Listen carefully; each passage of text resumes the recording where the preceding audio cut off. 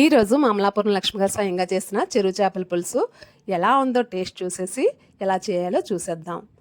రైస్లో కాస్త పులుసు వేయగానే రైస్ అంతా కలిసిపోయేలా ఉండి చాలా టేస్ట్గా అనిపించింది. ఇంకెందుకు ఆలస్యం, ముందుగా అయితే ఒక 2 ఆనియన్స్ తురుముకొని పక్కన పెట్టేసిన తర్వాత ఒక మిక్సీ జార్లో టేబుల్ స్పూన్ ధనియాలు, జీలకర్ర, అలానే ఓ 3 ఇంచుల అల్లం, ఒక 20 వెల్లుల్లి రెబ్బలు సగం గ్రైండ్ చేసుకున్న తర్వాత అందులోనే ఒక టమాటా కూడా వేసి ఫుల్గా పేస్ట్ చేసి పక్కన పెట్టేద్దాం.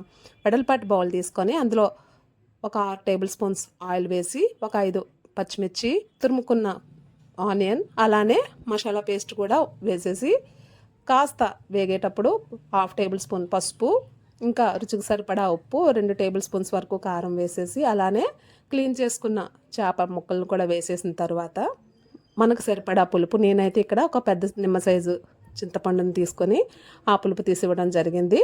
ఆ చింతపండు రసం వేసేసిన తర్వాత జస్ట్ బౌల్ పట్టుకొని అలా కలిపారంతే. తర్వాత పైన కరివేపాకు రెమ్మలు వేసి క్యాప్ పెట్టేసి ఒక 15 మినిట్స్ తర్వాత క్యాప్ ఓపెన్ చేసి ఇలా మామిడి ముక్కలు వేసి ఇంకా కాస్త మిగిలిన మసాలా కూడా వేసేసి ఒక 10 మినిట్స్ మరిగించుకుంటే కొత్తిమీర వేసుకుంటే అయిపోయింది పులుసు.